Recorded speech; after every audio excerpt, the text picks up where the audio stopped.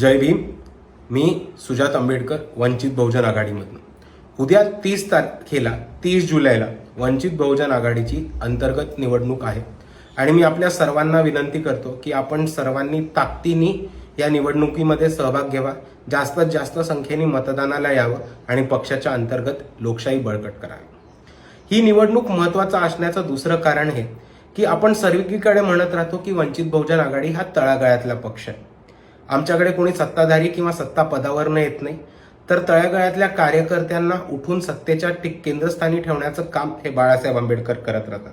आणि जसा हा कार्यकर्त्यांचा पक्ष आहे, त्याच कार्यकर्त्यांच्या अंगावरती आज बाळासाहेबांनी एक महत्त्वाची जबाबदारी दिलेली आहे की उद्याच्या भविष्याचे वंचितचे नेते कोण असणार आहेत, पदाधिकारी कोण असणार आहेत, महाराष्ट्र राज्य सदस्य कोण असणार आहेत किंवा वंचित बहुजन आघाडीचे उद्याचे प्रदेश अध्यक्ष कोण असणार आहेत, हे ठरवण्याचा महत्त्वाचा निर्णय बाळासाहेब आंबेडकरांनी वंचितच्या तमाम कार्यकर्त्यांवरती ठेवलेला आहे.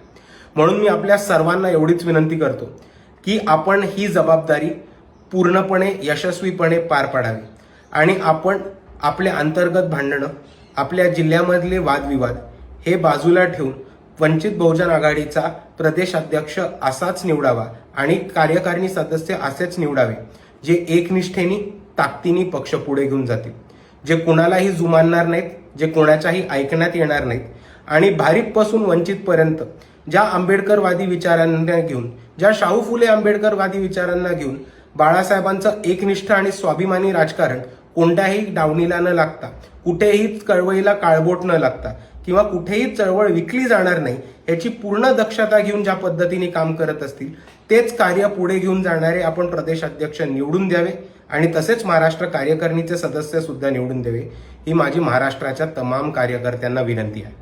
आणि दुसऱ्या बाजूला जाता जाता अजून एक विनंती करतो की मी स्वतः वंचित बहुजन आघाडीच्या महाराष्ट्र सदस्य पदासाठी उभा आहे. अनुक्रमांक 1 वरती माझं नाव आहे. तर आपण सर्वांना मी एवढी विनंती करतो की माझ्या नावापुढे आपण शिक्का मारून मला महाराष्ट्र राज्यकारिणी सदस्य बनवावं, एवढीच आपल्या सर्वांना विनंती करतो. जय भीम, जय संविधान.